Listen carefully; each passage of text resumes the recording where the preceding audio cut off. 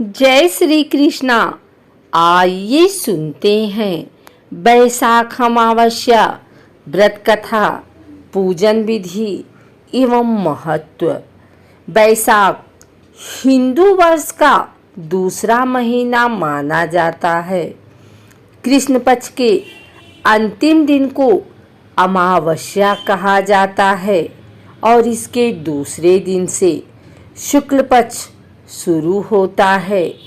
इस दिन को धर्म, कर्म, स्नान, दान, तर्पण आदि के लिए बहुत शुभ माना जाता है।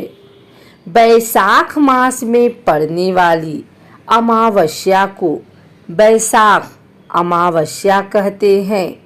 ऐसा माना जाता है कि इसी महीने से त्रेता युग की शुरुआत हुई थी, जिससे बैसाख अमावस्या का महत्व कई गुना बढ़ जाता है। बैसाख अमावस्या के दिन पूरे विधि विधान से पूजा पाठ किया जाता है। ध्यान रहे कि बैसाख अमावस्या के दिन ब्रह्म मुहूर्त में ही उठना चाहिए। फिर नित्य कर्म से निवृत्त होकर पवित्र तीर्थ स्थलों पर स्नान करें।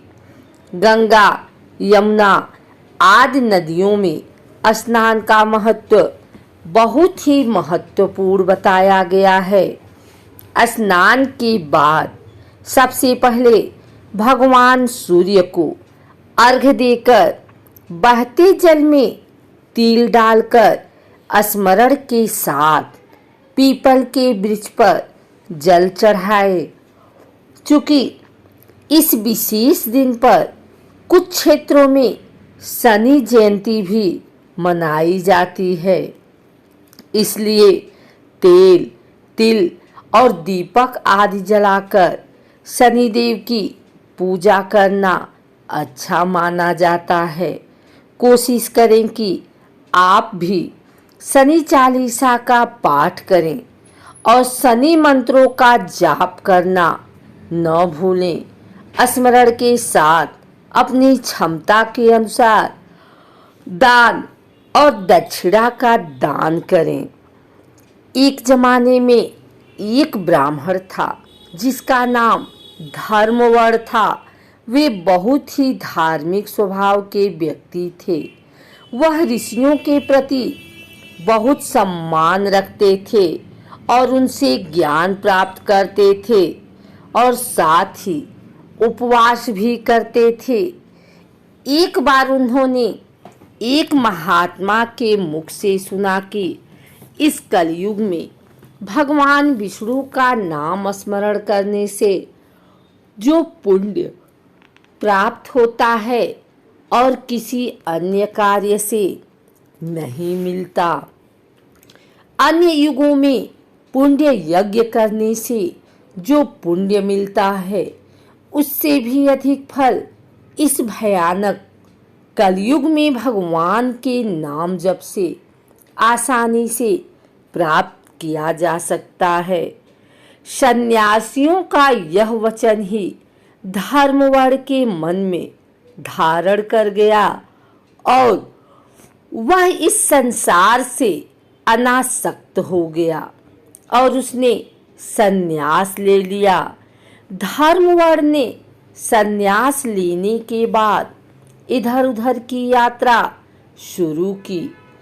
एक दिन घूमते घूमते वह पितृलोक पहुँचे, जहाँ धर्मवर ने देखा कि उनके पूर्वज बहुत संकट में थे। धर्मवर ने अपने पूर्वजों से पूछा कि वह इतनी परेशानी में क्यों हैं, तो पूर्वजों ने धर्मवर को बताया कि धर्मवर के कारण ही उनकी स्थिति ऐसी है। तब धर्मवर ने अपने पूर्वजों से पूछा कि उसने क्या किया जिससे वह काफी परेशानी में है।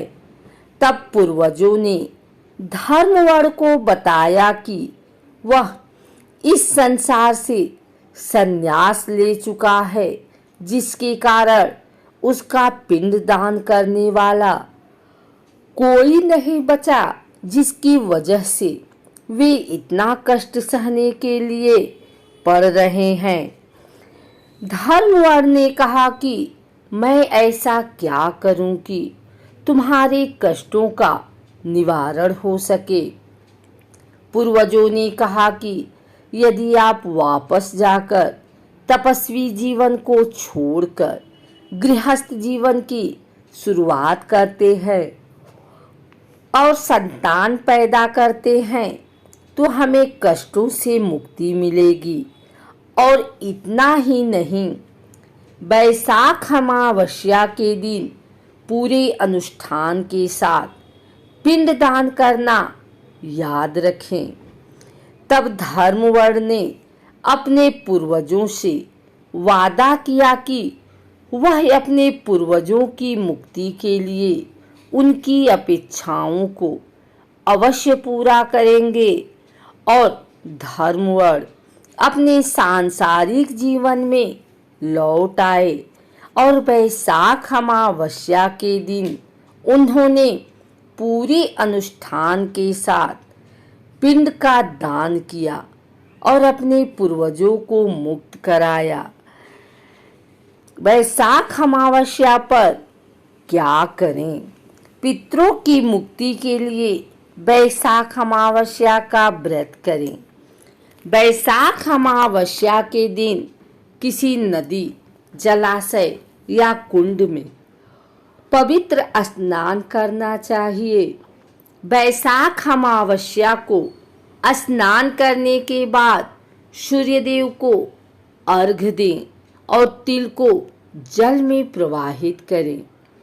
पितरों की आत्मा की शांति के लिए इस दिन तर्पण और व्रत करें और किसी गरीब को दान और दक्षिणा भी दें। बैसाख अमावस्या को शनि जयंती के रूप में भी मनाया जाता है। ऐसे में इस दिन शनि देव की पूजा करनी चाहिए।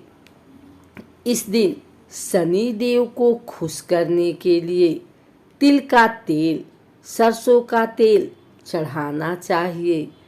इस दिन किसी ब्राह्मण को भोजन कराएं, वस्त्र और अन्न का भी दान करें। किसी भी व्यक्ति को बैसाख अमावस्या के दिन देर तक नहीं सोना चाहिए। इस दिन मांस, शराब सहित तामसिक चीज़ों का प्रयोग न करें। इस दिन वाद विवाद नहीं करना चाहिए। बड़ों का अपमान न करें। गुस्सा नहीं करना चाहिए।